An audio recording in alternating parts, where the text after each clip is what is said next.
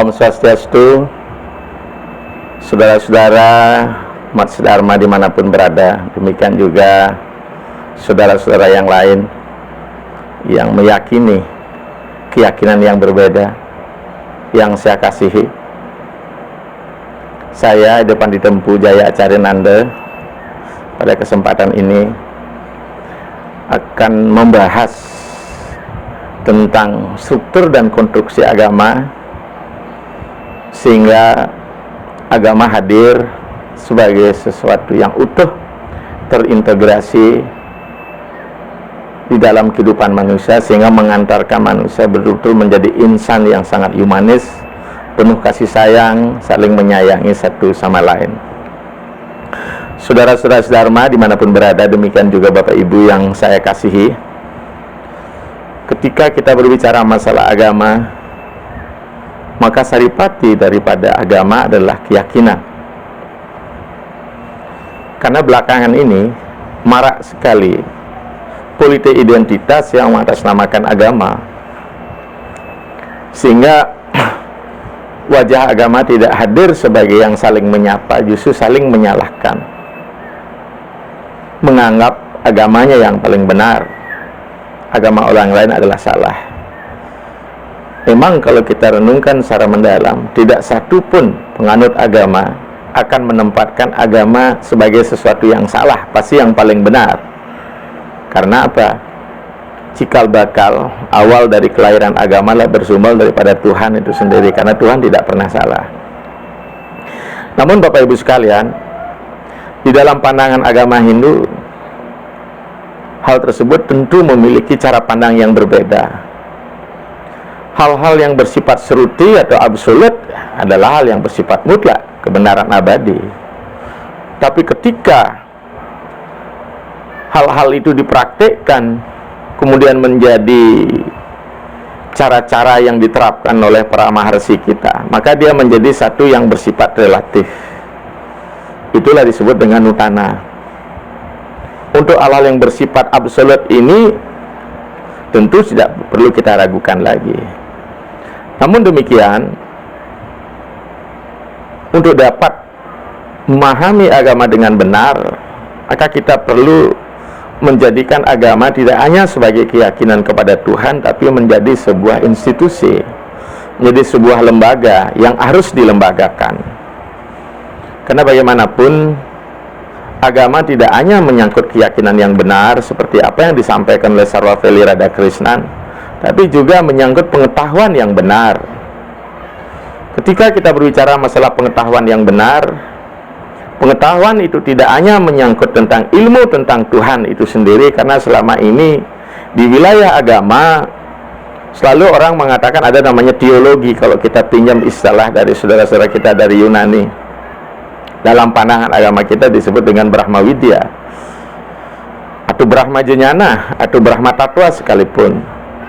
Ternyata ketika kita membawa kepada sudut pandang ilmu, disinilah agama harus memenuhi beberapa kriteria yang menjadi satu dasar keyakinan. Apa yang disebut dengan nilai-nilai universal, world values, dan pandangan-pandangan tentang dunia, itu tentang world views.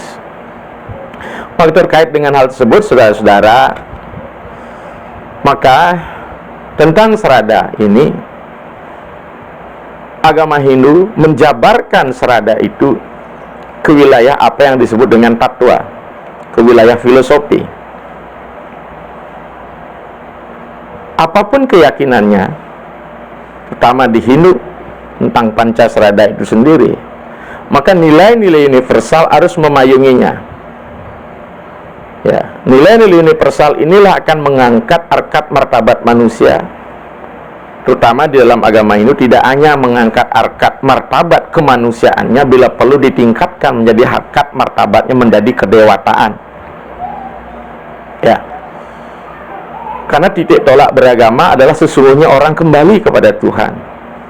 Return of the God. Ya, kembali kepada Tuhan. Mengapa kembali kepada Tuhan? Karena Tuhan adalah causa prima. Maka dalam pandangan filosofi, bagaimana manusia sebelum kembali bersatu dalam pandangan Hindu adalah moksa. Bagaimana dia kembali dalam aspek sifat-sifatnya. Maka sifat-sifat Tuhan yang diejawantahkan dalam kehidupan keseharian inilah sesungguhnya yang disebut dengan membangun nilai pada diri umat Hindu. Maka umat Hindu mengatakan orang yang membangun sifat-sifat ketuhanan ini atau dewani, kalau boleh kita pinjam untuk memahami kita semua lah aspek ilahiyah, aspek dewani ini, inilah sesungguhnya yang mengangkat harkat martabat manusia karena mereka bersumber pada Tuhan. Harus kembali kepada Tuhan. Kembali tidak hanya ketika kita meninggal, tapi kembali ketika kita masih ada di muka bumi ini. Nah, dalam pandangan aspek ilmu pengetahuan, itu epistemologi, bagaimana agama itu hadir, ya, masuk akal dan logika. Hampir semua agama dan penganut agama mengatakan bahwa agama adalah sangat ilmiah. Sangat ilmiah.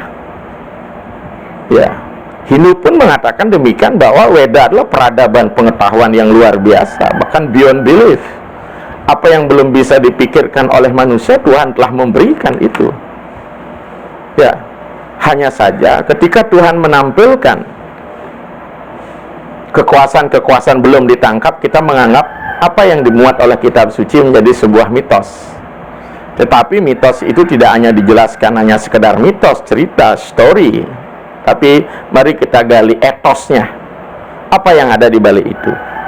Maka terkait dengan epistemologi, aspek logika, disinilah ilmu menjadi sangat penting. Maka oleh sebab itu, ketika agama memang tidak bisa dipisahkan dengan ilmu. Mungkin kita masih ingat, saudara, dalam setting penciptaan alam semesta, bahwa alam ini diciptakan oleh Dewa Brahma. Nah, kemudian kita sadari semua dan kita ketahui semua bahwa Brahma tidak akan bisa melakukan ciptaan tanpa Saraswati. Siapa Saraswati? Dia adalah ilmu pengetahuan. Maka dengan demikian, di dalam Hindu tidak akan ada posisi membenturkan dualisme, bahkan dialektika antara ilmu pengetahuan dan agama. Karena Weda itu sendiri berasal dari kata Ved, artinya tahu, atau konsep pencerahan. Maka oleh sebab itu, Bapak Ibu sekalian, maka ketika kita beragama, ya, kunci adalah selain kita yakin kepada Tuhan, bagaimana kita mencerdaskan intelektual kita, di mana apa yang kita kerjakan, ya, harus dilandasi oleh logika. Maka dalam agama Hindu kebenaran logika adalah masuk. Misal ketika kita belum sampai kepada konsep apa yang dibawa oleh dunia barat, bahwa dunia ini buntar atau bulat, Weda telah mengajarkan bahwa planet-planet adalah Brahmanda. Brahman arti Brahmanda artinya Thor. Maka kita sudah diberikan satu gambaran atau bayangan bahwa dunia ini bulat. Nah, oleh terkait dengan itu pengetahuan menjadi penting. Pengetahuan di wilayah apa? Satu adalah pengetahuan di wilayah logika. Kalau bicara masalah logika, Bapak Ibu sekalian, Hindu tidak tabu dengan logika. Bahkan logika ini dihadirkan dalam bentuk darsana di dalam Hindu. Apa itu? Sudut pandang, perspektif. Ya, mungkin saudara-saudara kita yang lain sangat ditabukan kalau bicara masalah pengkajian tentang Tuhan. Tapi dalam ruang Hindu diberikan. Bagaimana Samkhya membahas tentang Tuhan, bagaimana Mimamsa membahas tentang Tuhan, bagaimana Nyaya membahas tentang Tuhan, bagaimana Vedanta membahas tentang Tuhan, bagaimana Vaisesika membahas tentang Tuhan, bagaimana Yoga membahas tentang Tuhan. Bahkan yang tidak meyakini Tuhan pun dikategorikan sebagai Nastika, ya, oleh cara pandang India, diberikan ruang, ya, dalam kerangka merenda dialektika untuk menuju pada satu titik yang sama. Mungkin satu sisi sangat demokratis sekali ajaran Weda, bahwa kita sepakat untuk tidak sepakat itu salah pendapat. Maka sebab itu sudut pandang yang berbeda, cara yang berbeda, itu tidak menjadi satu permasalahan untuk kita saling membenci, mengklaim, kemudian menjustis satu sama lain. Maka itu apa yang dijelaskan oleh Bhagavad Gita, ye yatamam prapadyante tatam tewam bajamyaham mama wartnan wartante manusia parta sarwasah. Dengan jalan apapun engkau datang kepadaku akan kuterima berdasarkan hati yang tulus ikhlas. Namun karena sempitnya kita menganggap jalan kita yang paling benar, sementara jalan yang lain adalah salah. Maka di era global saat ini, kita diajak untuk bisa menerima kebenaran pada orang lain selain kebenaran yang ada pada diri kita. Ini menjadi hal penting. Jadi kebenaran logika, pengetahuan logika menjadi penting. Yang kedua, banyak yang hanya mengedepankan kebenaran logika, tapi tanpa mementingkan, mengedepankan pula apa yang disebut dengan kebenaran etika. Banyak yang mengaku sebagai penganut agama yang penuh dengan cinta kasih, humanisme, tapi melakukan kekerasan-kekerasan simbolik, baik melalui wacana maupun simbol-simbol, bahwa dirinya saja yang benar di luar koridor kesejahteraan sosial, di mana etikanya tidak jalan, bahkan sering menghujat apapun katanya wilayah agama, tetap melahirkan produk-produk yang sangat-sangat mulia. Ini menjadi sangat penting, saudara-saudara sekalian. Ya. Berikut adalah kebenaran estetis. Ya, kebenaran estetis adalah seni. Bicara masalah keindahan. Kalau bicara keindahan, Hindu gudangnya. Bahkan manifestasi Tuhan atau Tuhan diwujudkan sebagai Sang Hyang Siwa Nataraja, sebagai dewa penari atau dewa seni.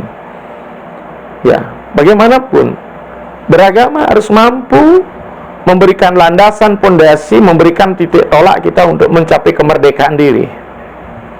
Maka kemerdekaan diri itu tidak hanya hadir dengan doktrin-doktrin yang kaku, tapi bagaimana dengan doktrin-doktrin yang memberikan keleluasaan manusia mempunyai ruang untuk berkiprah. Karena Tuhan Maha Besar menciptakan manusia dengan berbagai kreasi yang bermacam-macam, dengan modal yang berbeda-beda. Bagaimana manusia harus dapat menarikan kehidupan ini selaras dengan modal yang dia diberikan oleh Tuhan.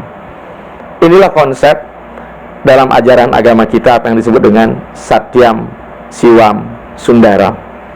Jadi dengan demikian, saudara-saudara Dharma, selain memiliki serada yang kuat, di mana serada adalah kita titik tolak adalah naluri dan nurani.